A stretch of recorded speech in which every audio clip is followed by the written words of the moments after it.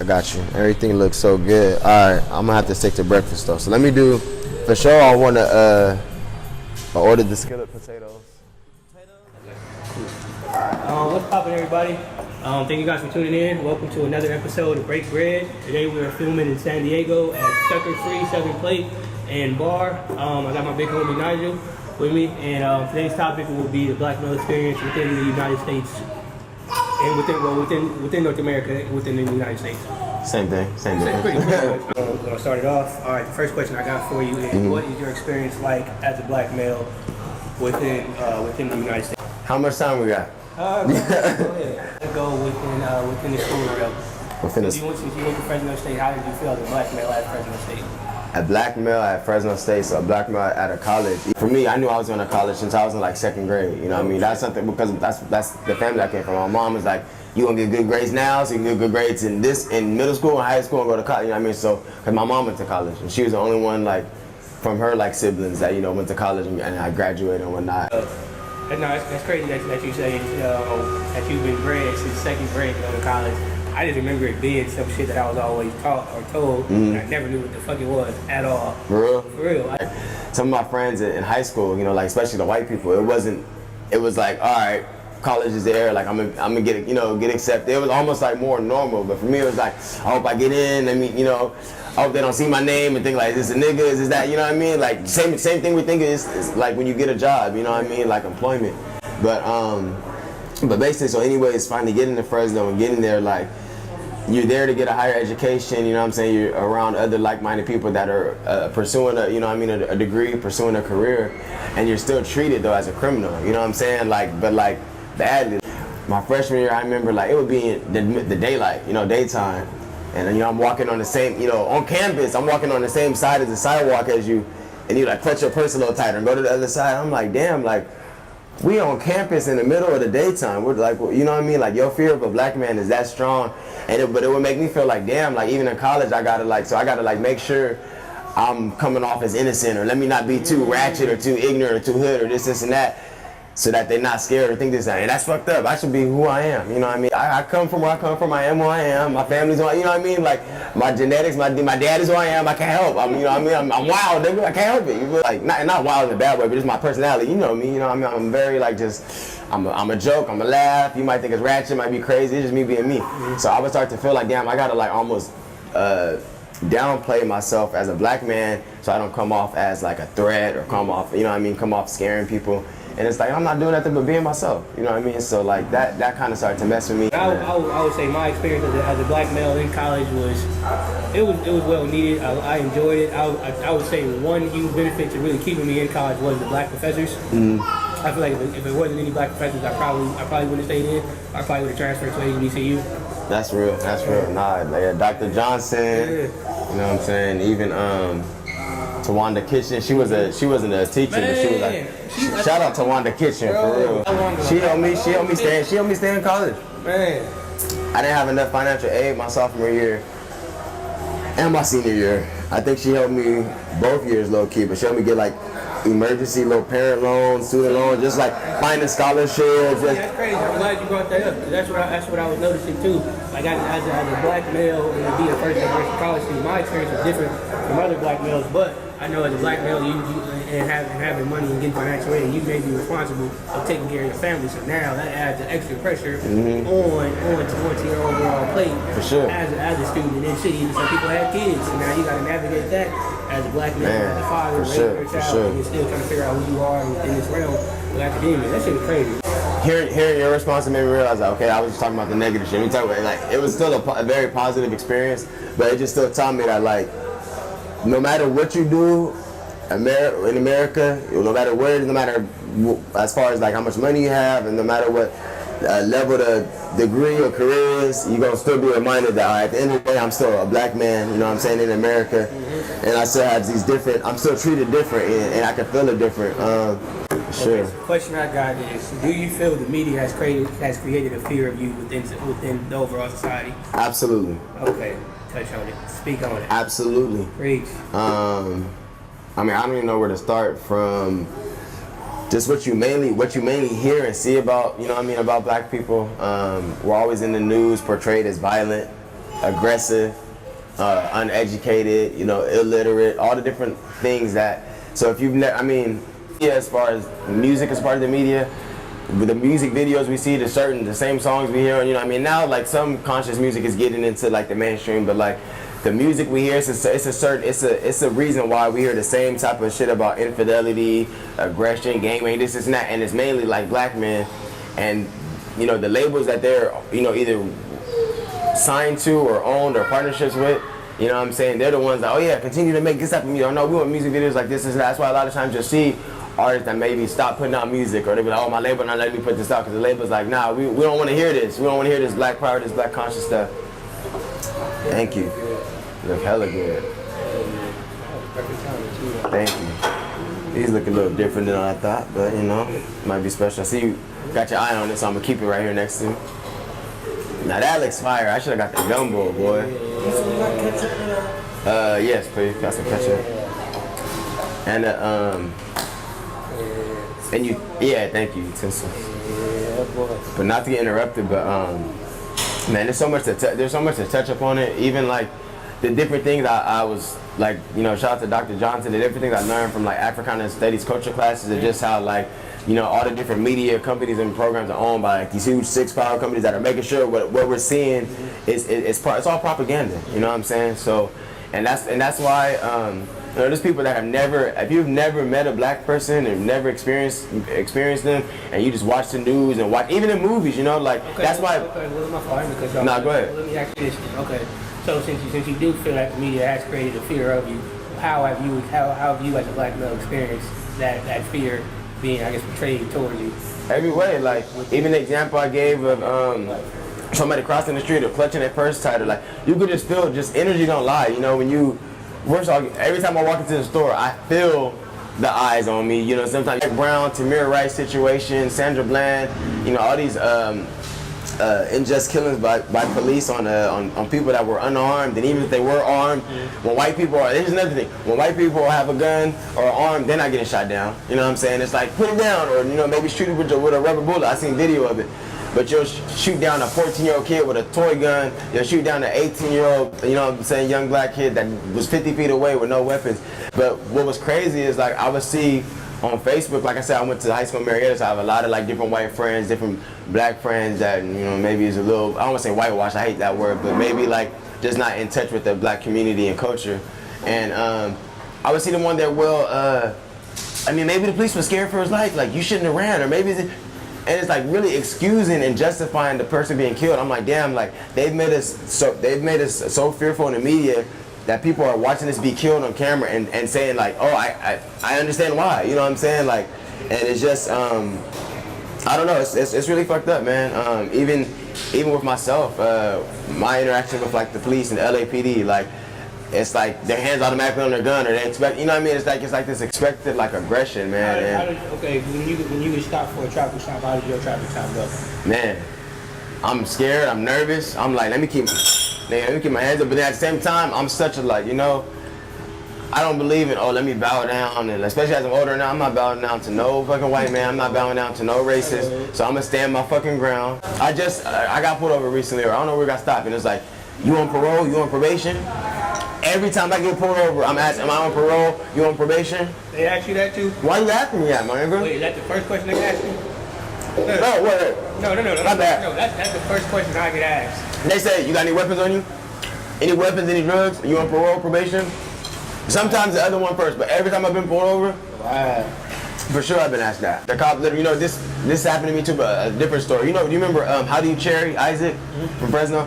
One day he was like, you know what, he posted this big thing on Facebook, like a video on his post. He was like, man, I just have to say, like, tonight I experienced like how black people are treated different by police, like firsthand. Like, I'm not gonna lie, sometimes seeing like all these different videos of police like killing people, or like black people being thrown out of their cars or just mistreated for no reason at all. Like, a lot of times as a white man that's never experienced it, you know, sometimes it is hard to believe it, and maybe it's not, and I can't say I've spoke out against it, like, oh, that's not true, but just maybe in my mind, like, you know, he said on status, like, maybe in my mind, it not being true. He's like, but tonight, I was driving, I was the driver, I had a white friend in the passenger seat, and like 2 or 3 of my black friends in the back. When we got pulled over, they didn't ask me no question. They didn't ask me for my license, my ID. They went straight to the back, put the flashlights on them and said, where you guys headed? You on parole? You got drugs? You on probation? Let me search you. Like, and immediately pulled them from the car and started searching after they said they're not on parole. Like, you're lying. I know you got something on you then. And then Isaac was like, what are you, like, I'm the one driving. You didn't even ask me for anything. Why are you pulling us over? Why are you treating my friends like this? So it was this whole big thing. So just even that situation, you know what I mean? It's just like, and it was really white person, you know what I mean? And you can just see, like, he was like, they didn't ask me, they didn't search me, they didn't say nothing to me. You know what I mean? So it's just like, it's a vast difference. And then it'd be tricky too, though. Even like my interaction with the cops, I'm always asking my information first. They never ask me if the car's mine. But then I don't know, I get like a real heightened sense that I'm about to die. Man. Like that, and it's not like we smile and laugh about it, but it's not a joke. Over right now for no reason other than I did something that made him feel unsafe. You the person with the gun. Man, isn't that crazy? Mm-hmm. And I really felt that way. I really felt that way. But there's so many times where like I'm so sick of feeling like, okay, I gotta like prove my innocence when I walk into a store, prove my innocence walking down the street. Gumbo fire? Hella fire. Damn, nigga, you might have to give me a little, man. I have to get a little bowl on the side. The thing is, I was gonna get the gumbo. Thank you, bro. I was gonna get the gumbo, but I was like, man, let me keep it to breakfast.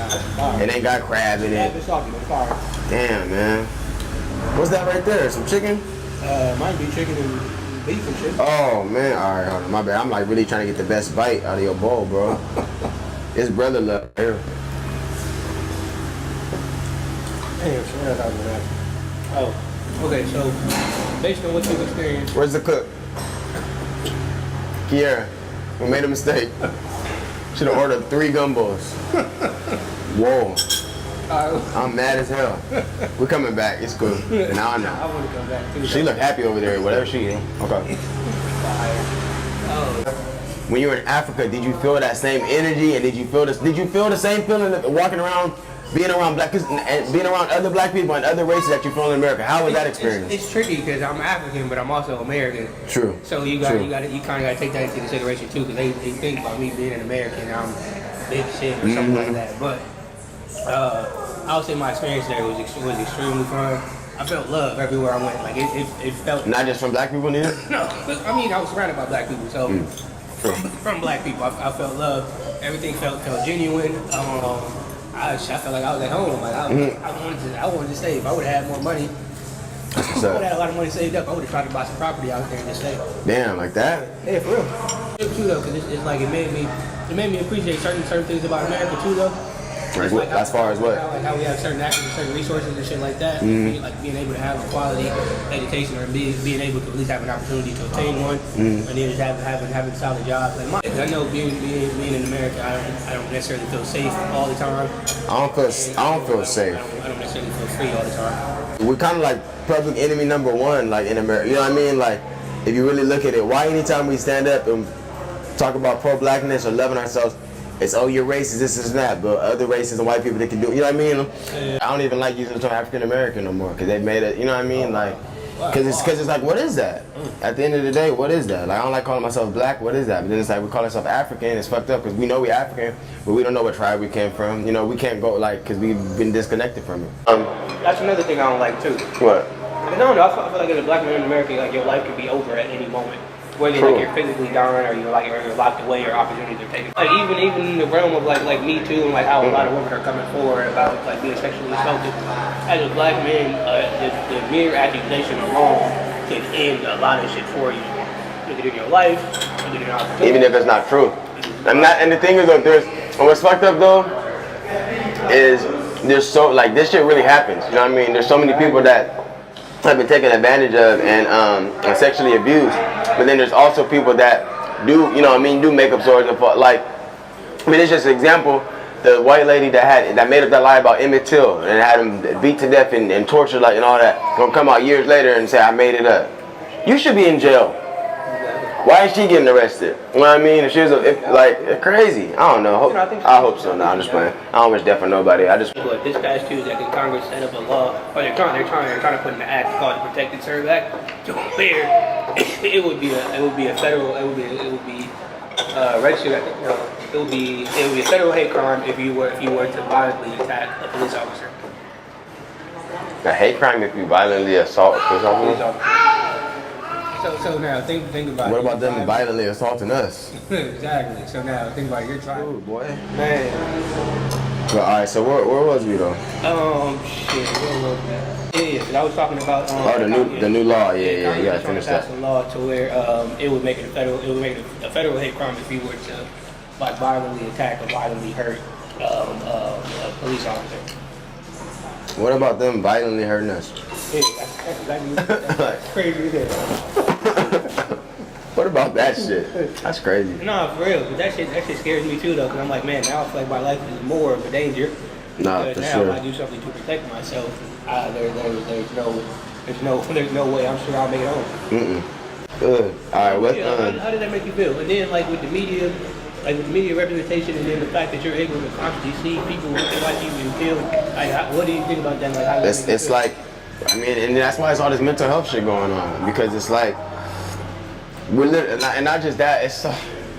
There's so much to it. Like, we're literally seeing like black, we're on Instagram, we're seeing these live videos of these people being shot down and killed, like, for real. We all literally watched Alton Sterling, what's his name that got shot in the car on Facebook Live? Castillo. Philando Castillo, yeah, Philando Castillo, my bad. Rest in peace, brother. But like, that shit's crazy. So like that, and then seeing like, damn, they portraying us as this, they're making everybody fear us, then killing us down when we unarmed and sometimes innocent. And even if we wasn't innocent, it don't matter. But the fear of us is so bad, and and the word thug has been used and just framed to where it's like, well, he stole something. And like, I literally see like Instagram comments where like, that thug shouldn't have stole this and he would have had a life. Like, what? Like, it's just like, it's crazy. It's almost like we're not even human to them, like. Really. So I think just experiencing being black every day. Then you go online, you seeing people that just like you getting shot down. Like, that happen to any of us. You know what I mean? Any of us at any time. Like, you know what I mean? And then knowing that they get off with it too. It's one thing is happening, but then it's like no repercussion. They get off with it. They get a paid vacation. And it's like, yeah, on camera, and they still getting let off. I think Will Smith said it. But it's crazy. Even moving back to the Rodney King thing, it was like, well, shit, we really shouldn't be surprised that it's happening on camera, because it happened on camera before. Tell you something. What do you love most about being a black man? After all that, I'm gonna look in the camera. After all that, nigga, I love being black. You feel me? I wouldn't trade it for the world. I mean, no, not. I mean, I love being black. I love being an African American, whatever, black, Negro, whatever you want to identify me as. It don't mean I gotta listen to your identification. Sometimes I don't know what to call myself. I'm black, I'm an African American, I'm a nigga. All I know at the end of the day, I'm a king. I know where we come from. I love and appreciate my heritage, my black skin, my dark skin, and even like with everything we face. Like, at the end of the day, all this shit is pinned against us because we, you know what I mean? We the truth, man. It is what it is. I'm thankful, and even like, yeah, our situation, our journeys is a lot harder being black in America, but I feel like we strong people, and it's just like, I wouldn't want to be nothing else, you know what I'm saying? Like, I want to be nothing. Hey, despite all the fucked up stuff, like, I love being in America. It's fucked up, it is. It's a lot of fucked up stuff, but I still wouldn't want to be. Somebody in Africa was like, do you want to move here for the rest of your life and go? You said you gone? See, I haven't experienced it yet. I want to, but I kind of like, because all we know, I love America, you know what I'm saying? Like, I hate it at the same time too, but it's like, you got, I just feel like you got to think positive for everything where you at in life. And it's like, in America, we know the situation is fucked up, but in other countries, shit's fucked up too. Saudi Arabia, America's media is so powerful, man, and America is so imperialistic, you know what I'm saying? That like, they practice imperialism, that whatever America puts out and portrays us as, a lot of times that's what other countries in the world that are listening to these same hip hops or watching these videos and stuff, they think the same thing about us, Yeah. Like, one of the ways I knew black men were like so influential, and just as being an American and touching people worldwide. My first out of the country trip, I went to Nicaragua, and we were over there. They were listening to Tupac. Mind you, the kids don't speak English.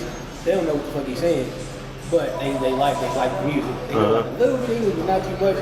But just the fact that his music was able to touch them and reach them and influence their lives in a certain way. For me, as a black man, it's just like, man, like you have so many vivid examples of how powerful you can be and how much you can change the world. Last thing I want to say too, because we didn't really touch on This shit could go on forever. My last little remarks, you know, I talk a lot, What you think we need to touch on? is we've been programmed to fear ourselves. You know what I mean? It's fucked up. I ain't gonna lie. It's real. Okay. I'll catch myself doing it, and I gotta eat meat. Like I be mad as bro. I be so mad at myself. I be so mad at myself. But you know, I want to say I might have recently done it within like the last couple months or so. It was like, bro. Ooh, like that nigga looks suspicious. It is because we've been programmed to fear each other in so many ways. Like, well, no matter where you're at, if you live in the hood, it's like shit. Like, okay, well, shit, niggas are always shooting this, that. So it's like you don't trust niggas. Most people I know that grew up in the hood, you don't really trust the niggas. Like, you know what I mean? You're not, because niggas always shooting up shit, always stealing this and that. People in Marietta, like you know, when I went to move to Marietta, I'm like, okay, in the suburbs, people that I never lived in the hood, they fear the black. I mean, they might be entertained by it, like, you know, the hip hop, the street niggas, this and that. But when they actually meet one or they get around, it's like, oh, fear. Oh my God, I've never been around this type of black. But you know, it's like they fear their own kind because they don't know. Like Dom Kennedy said something in I'm always quoting nigga artists, but Dom Kennedy said in Get Home Safely, it was Watts is the Motherland. He was like, I took a trip down to Watts, and basically like one of my friends like was recording doing a photo shoot, and he brought some friends down there, and they was looking like they was scared, you know, they was kind of looking around like they was scared of their own people, and he's like, so like it made me realize like, you know, if you're scared of your own people, you're scared of yourself, you know what I'm saying? And it was like, and he's like, so what's deep is you gotta like, you can't fear your own, you know what I mean? Because what does that say about you, and what does that say about your mentality of how you view yourself? And I'm like, that shit hit me. Like when I was over there, I didn't have to worry about it. It was like, it was just, I'm with family, with my people. That's what's up. But here, it's like I'm with family, I'm with my people. But it's like, hold up, watch so and so. It's true, man. It's like, damn, I shouldn't have to feel like that because we both look alike. Look alike. It's fucked up, man. And then it's like, it's just so much. Then it's the competitiveness and feeling like, okay, I gotta compete. Then there's the crabs in the barrel, you know what I mean, mentality. Then it's light versus dark, old versus young, you know what I mean? There's so much division within it, you know what I'm saying? So like, and that comes from fear too, you know, the old, we feel like, these young people don't want to listen, they just want to shoot up each other. Then there's young people like, these old people, they old, they don't get it, you know, then it's like light and dark, like, dark skin people, we feel like, damn, like, you know, light skin people, you treated better, this and that, and light skin people, we feel like, well, now it's like a switch. It's like, melanin is all popular, now I want to be dark. There's just so much different little stuff, but it's like, at the end of the day, we got to just love ourselves and be there for each other. We just got to support each other, you know what I'm saying? Like, I really try to call everybody I meet, you know, kings and queens, you know what I'm saying? It's power in words, it's power in energy, it's power in how we like view ourselves. Okay, but to wrap it up, really like loving on each other though, realizing like how we've been pinned and pitted against each other, you know what I'm saying? Like realizing that and realizing like, okay, at the end of the day, I gotta love my brothers and sisters and treat my brothers and sisters with love and respect. That's the only way we're gonna come together and support and not hold on to, well, like, but this dude nigga did this to me, or niggas done stole from me, or this nigga's from this hood. Fuck that. But at the end of the day, you gotta have the love and respect, and that'll really change how we treat and interact and help our experience as black men and black women in this racist ass country of America. I'm done. I'm gonna just sip my little water. Big drink, more water. Shout out Big Drinkers, you feel me? Okay, dude, that pretty much wraps up this episode of Break Bread Restaurant. Yeah. Check them out too, man. And my last piece of wisdom is if you are African American, save some money and go to Africa. Whether you go for a week or 2 weeks, save some money and go. Facts. Smooth. Save your audio. Save all of it. Alright, I will. You got the most. As a matter of fact. No, for real.